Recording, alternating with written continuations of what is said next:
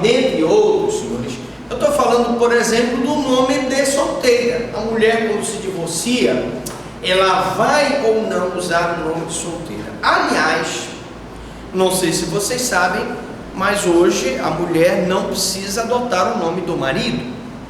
E também não sei se vocês sabem que o nosso querido John Winston Lennon, vocês conhecem o John Winston Lennon?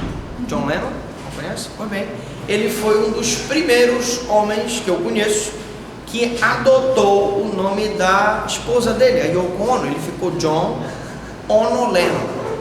Foi verdade.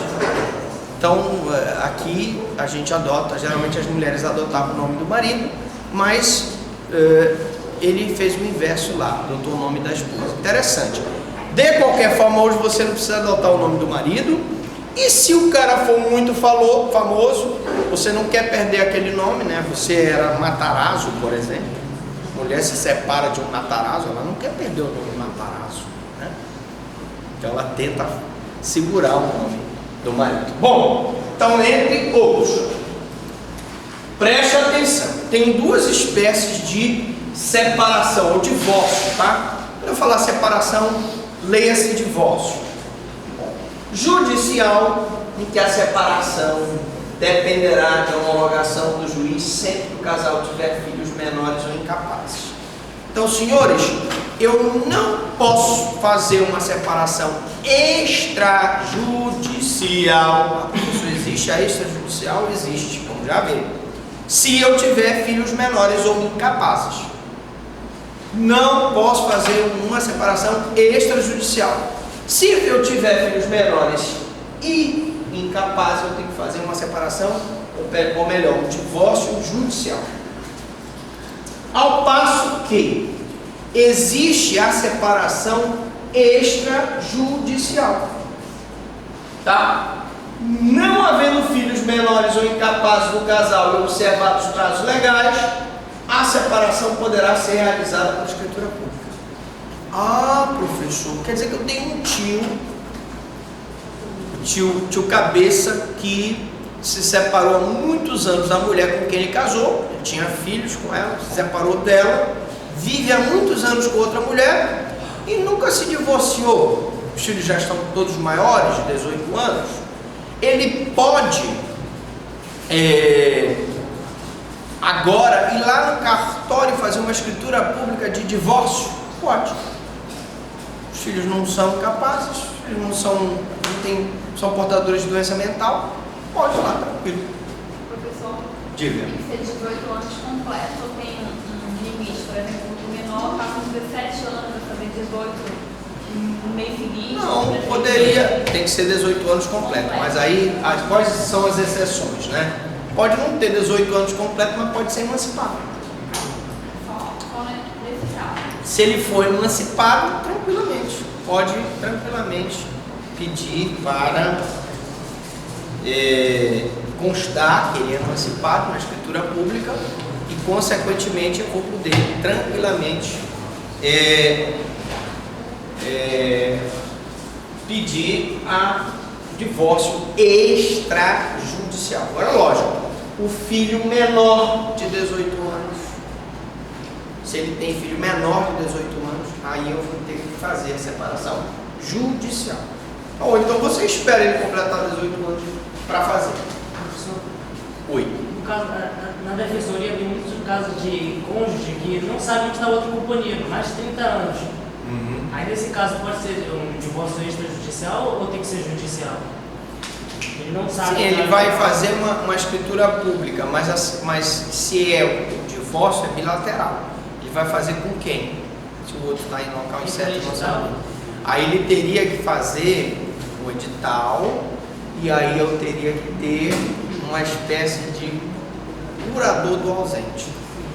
Aí o curador do ausente assina no lugar do cônjuge, porque a pergunta é: e se o cidadão não souber onde está o outro cônjuge, já estão separados há muitos anos? Aí faz uma citação, na verdade não é citação porque não é extrajudicial, mas o cartório faz um edital, se nomeia um curador da pessoa ausente, né? E esse curador terá poderes para assinar o divórcio. Ok? A separação poderá ser realizada por escritura pública.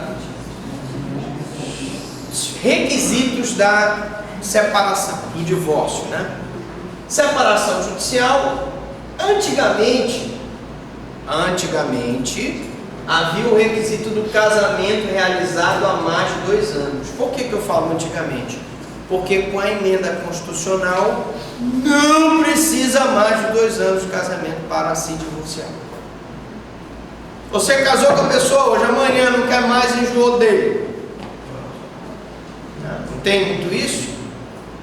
A mulher que troca de marido com quem troca de roupa. Não é verdade? Então, nesse caso, casamento realizado há mais de 2 anos não precisa mais. Homologação do pedido pelo juiz, separação judicial precisa.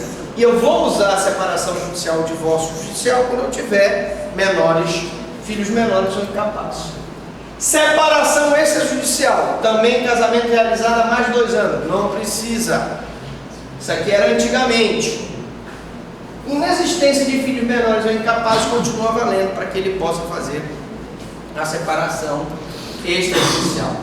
Acordo sobre a partilha de bens comuns, pensão alimentícia retomada pelo cônjuge do nome de solteira, manutenção do nome de casado. Esse acordo sobre patrimônio, sobre guarda, sobre pensão, sobre o uso do nome é importantíssimo. Não posso deixar de prever no meu acordo de divórcio consensual. Beleza? Então, eu não posso fazer um acordo sem prever esses tópicos básicos, como a partilha dos bens, pensão alimentícia, guarda, uso do nome de solteiro, etc. E aí vem a nossa emenda, né? Com o advento da emenda número 66, o parágrafo 6º do artigo 226 da Constituição Federal passou a ter a seguinte redação. Artigo 226, parágrafo 6º.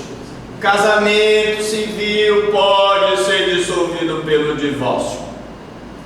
Então, suprimiu-se assim os requisitos da prévia separação judicial ou, de fato, por mais de 2 anos. Não tem mais esse requisito. Se eu quiser me separar, logo depois do casamento, poderei fazê-lo. Persiste o divórcio, mas agora sem a necessidade de preenchimento de tais requisitos. Tá?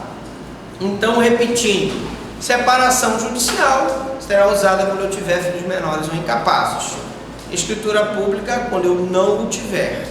Em nenhum dos 2 casos eu preciso do requisito dos 2 anos, tá? Não se esqueçam disso. E hoje não há mais que se falar de separação judicial. Hoje nós temos só o divórcio. Quem tem legitimidade para entrar em um divórcio? Cônjuge plenamente capaz.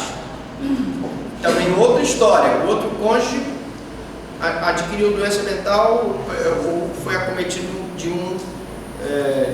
uma anomalia que impede dele ter condições de entender o caráter do que ele faz. Ele vai ser interditado. Sendo interditado, quem vai ter autorização para conceder o divórcio é o curador. Entendeu? Professor, e se o curador for o próprio cônjuge? Aí vai ser nomeado um curador especial só para a função dos 2 se separarem, né? Não tem aquela história do cidadão que a mulher sofreu um acidente e entrou em coma, em estado vegetativo, e ficou durante muito tempo, e ele lutou na justiça para desligar os aparelhos. Ele lutando para desligar os aparelhos e a família dela lutando para manter os aparelhos ligados. Ela estava em estado vegetativo. Uma história verídica, aconteceu nos Estados Unidos. Ele finalmente conseguiu desligar os aparelhos. Por quê? porque ele advogava a tese de que ela viver daquele jeito não era viver, estava só prolongando a vida de uma pessoa e dependia de aparelho para respirar, para fazer a função do rim, etc. E era mais um sofrimento do que uma vida.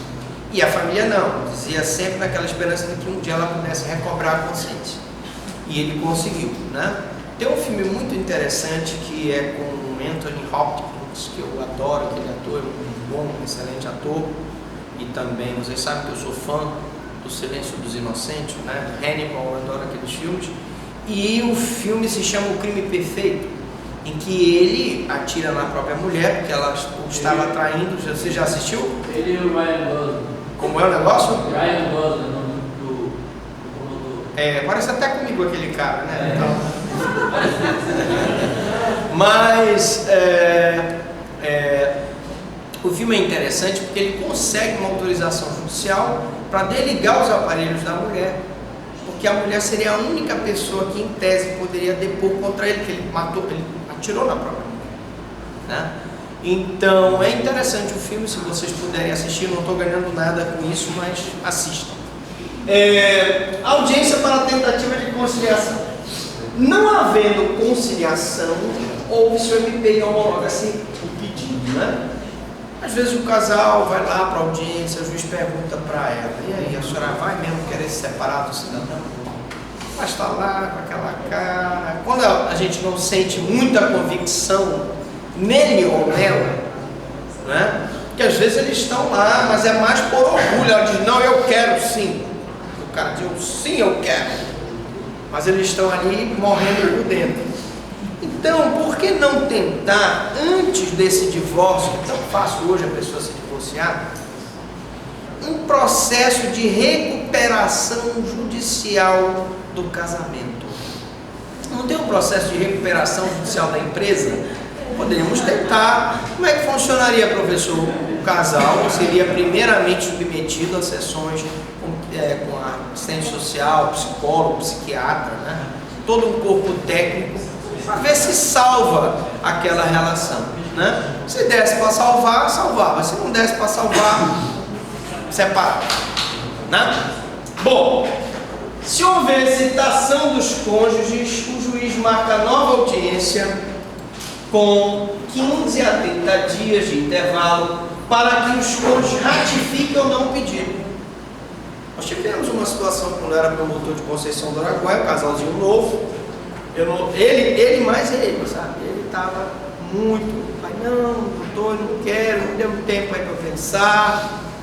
Aí temos um tempo, parece que foi 30 dias que foi dado. Quando ele voltou, disse que ela estava mais má vontade de se separar.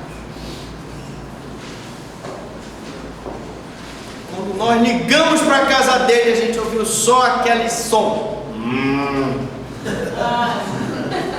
A ausência de um dos cônjuges gera o arquivamento do processo.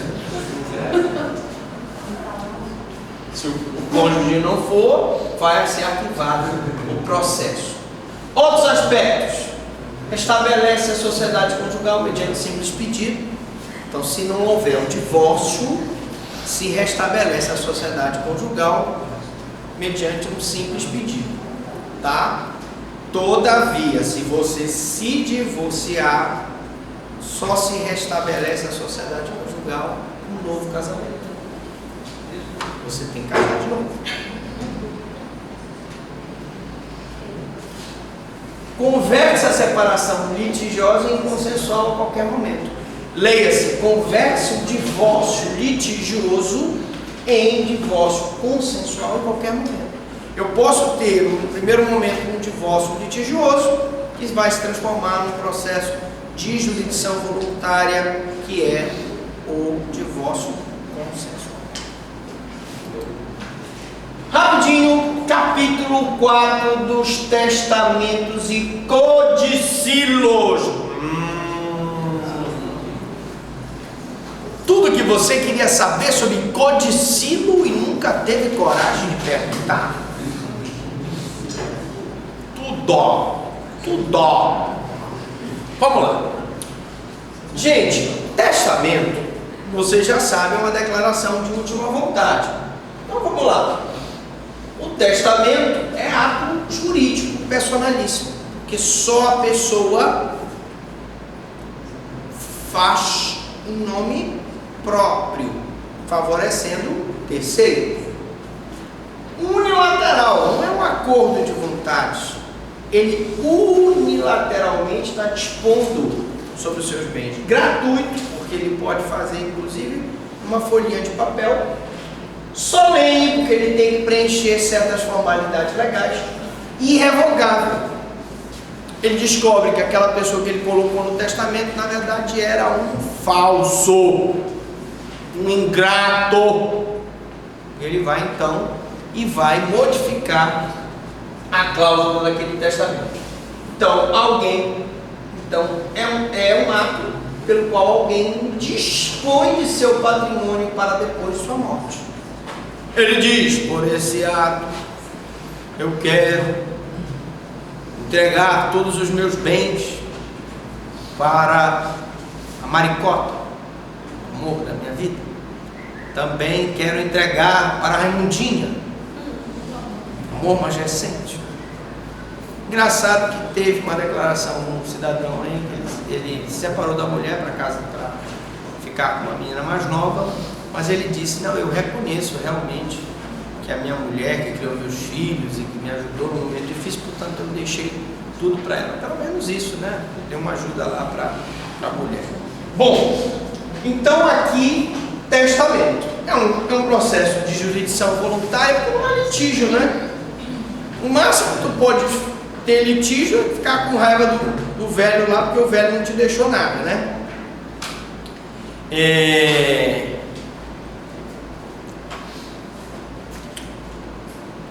Você, evidentemente, tem que tratar bem os seus pares, né? Uma hora dessa, o cara pode ganhar numa loteria, ou de repente te esquece no testamento porque você tratou ele mal. Não é verdade? Tem uma história interessante, mas eu não vou contar. Depois vamos voltar para a nossa espécies de testamento. Eu tenho a existência ou não do testamento, determina a natureza da sucessão que pode ser. Vamos lá. Eu posso ter a legítima, sucessão legítima, a sucessão testamentária e a sucessão legítima e testamentária. Só para a gente ter uma ideia, mais ou menos, do que é, vou fazer um esboço aqui.